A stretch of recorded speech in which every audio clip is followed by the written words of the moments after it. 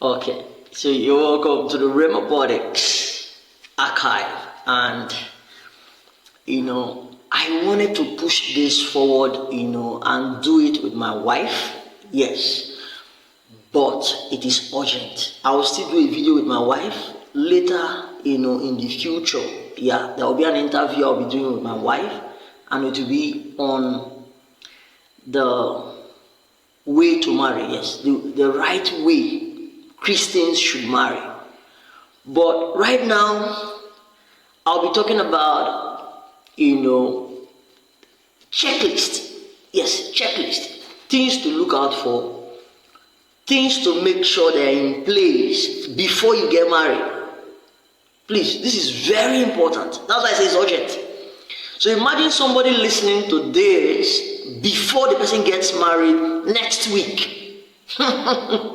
Trust me, after listening to this, I'm about to teach, or I'm about to, give out to you guys by the help of the Holy Spirit. After doing this, somebody will have a rethink. Somebody that is about to enter a wrong marriage. Somebody that is about to marry wrongly. Somebody that is about to be joined to the person that the person is not supposed to be joined to. Please, please, and please. This is urgent. Somebody will have a rethink. Some marriage plans, yes, some wedding plans will be cancelled by reason of this teaching. Even though it is one person that will learn and apply, I'm okay. I'm doing this video for that one person. So please, everything I'm about to say, take it seriously. If you're single and you're about to get married, let's go. So the checklist, before, the things you should tick. Yes, the things you should tick. Oh, this one is in place. Okay, let me tick it.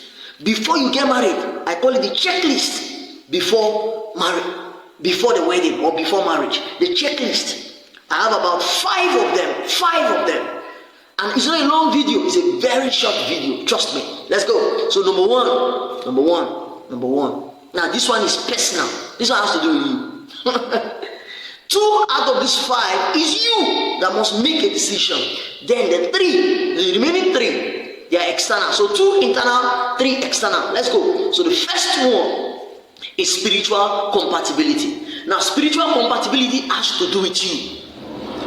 You have to check the lifestyle. Yes, you have to check the spiritual lifestyle of your spouse, the person you want to get married to. Yes, your soon-to-be spouse. You have to check if the person is in the same faith with you. It has to be homogeneous. There must be unity of faith. Either the person is a Christian with you, or the person is in another faith with you. So there must be oneness when it comes to spirituality. It's not something you should compromise. I call it spiritual compatibility. So you must check it. You must tick it. Spiritually, are you guys compatible? Are you in the same faith? Do you believe in Christ? Do you believe in Jesus? If the person does not, you have, as a Christian, you have no business with marrying someone that is not a Christian. I'm not saying this with fear. No, I'm saying it with a lot of confidence and with a lot of assurance and a lot of, I don't know how to put it. I'm saying this with a lot of boldness. I'm not hiding anything from you. It is something you must be sure before you embark on marriage. If you're not sure, please, if you're not sure of the faith of the person you want to get married to, please don't. As I said, somebody is about to get married. After listening to this, the person will have a rethink. Even though it's one person, I'm doing this because of you. Because when you get married,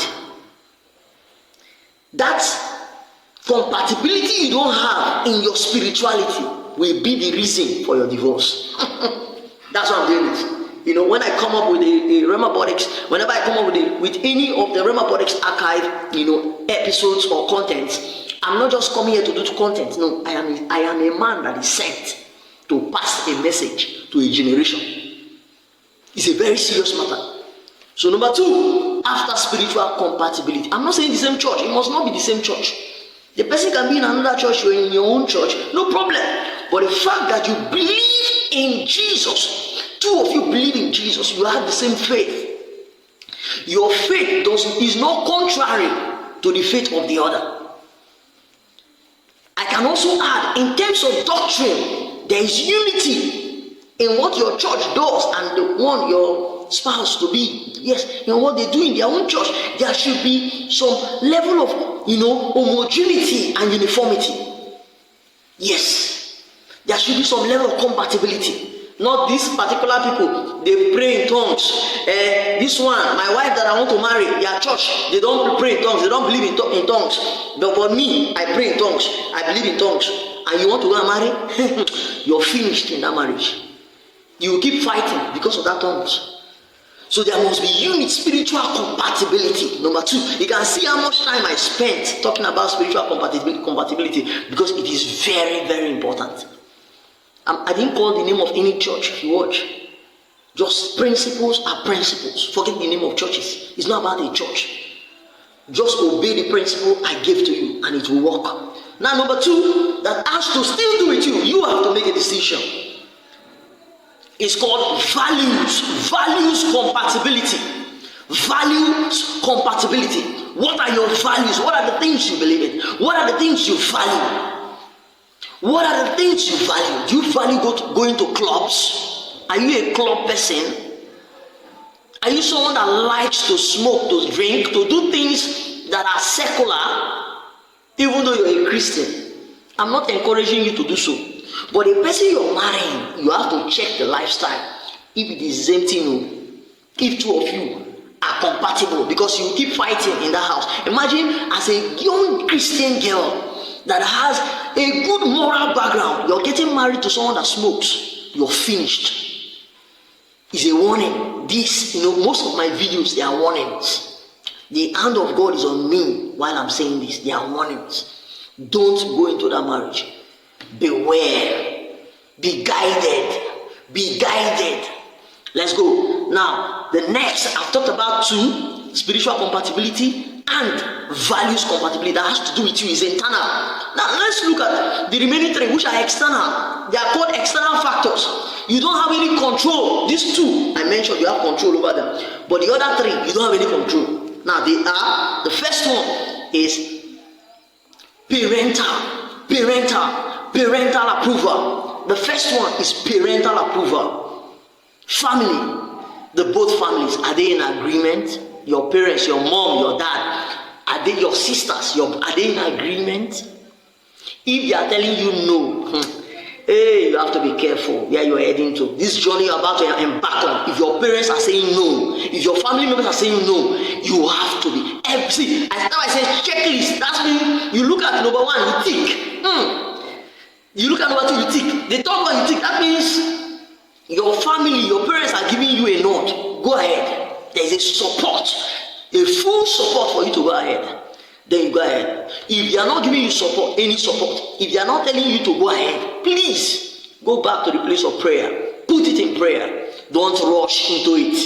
Pray about it. Maybe God can change their hearts and they can agree. But make sure they all agree and support you before you go ahead with the marriage. If they are not in agreement, pause that plan.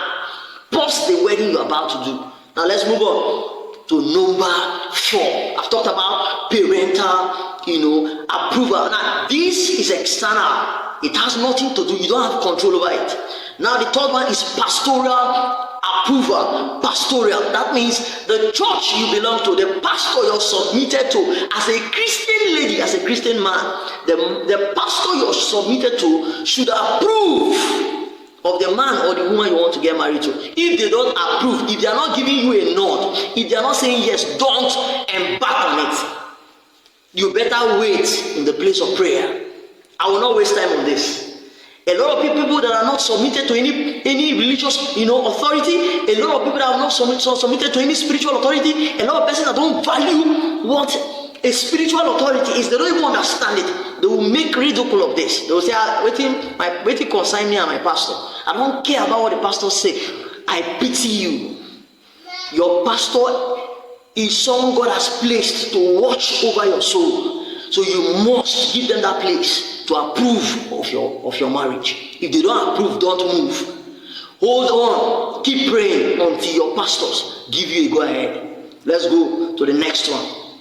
I've talked about 4, the last and not the least. And a lot of persons play with this one. It's called medical compatibility. This is where I will end. This is number 5. This is where you go to the hospital. You know, I've talked about church. You go to church. That's where we talked about pastoral approval. I've talked about family. That's where I talked about parental approval. Now I'm talking about hospital. So after talking about church and going to your house, your family, please go to the hospital.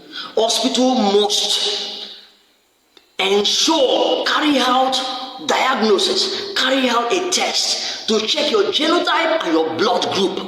These things are important. A lot of persons just get married without doing any test, without checking their genotype, without checking their blood group, and you just embark on a marriage that you're not medically compatible. You and your spouse, you're not compatible medically. Your AS is AS. You say you want to marry. Some of you don't even know. As I told you, this message, when I'm done, somebody will pause a marriage that is supposed to happen in the following week. Somebody will pause it by reason of this message. And that's why I told you, the hand of God is on me. The message is urgent. Take it seriously. Don't embark on that marriage if medically you're not compatible. Even blood group, beyond, when I did, my medical examination with my wife, I now realized that even beyond the genotype, AA, because I'm AA, my wife is also AA. We have to go and do the medical examination to be 100% sure, because we knew that before our wedding. We knew, but the church we belong to instructed us to still go and do the medical examination, and the hospital gives feedback to the church, so you don't have anything to do. You cannot influence it. We went and did it.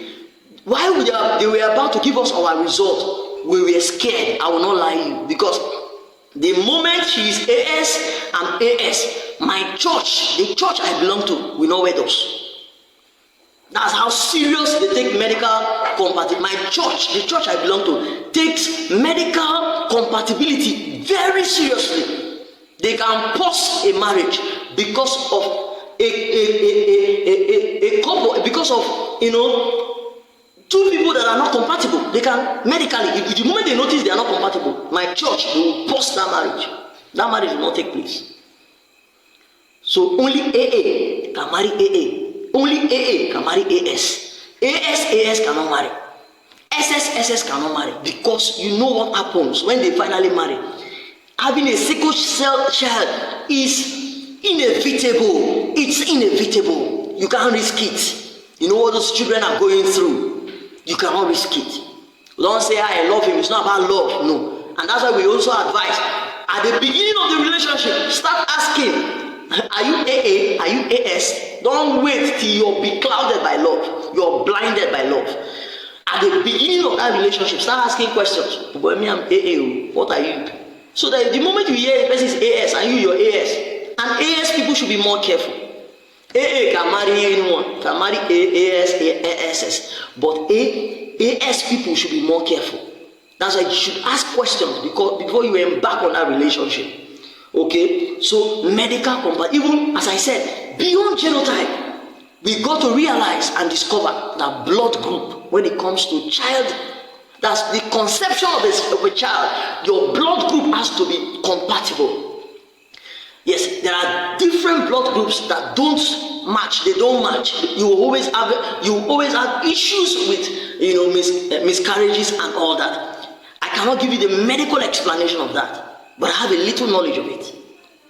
During my premarital class, we were taught there is a way you can have a blood group that is not compatible with that of your spouse, and at the end of the day, childbearing we start, we start becoming an issue in that marriage. So the best thing is to have a nod in the hospital. The hospital has to give you a nod. The doctor, when you go for your medical examination, you will get a nod that two of you can go ahead.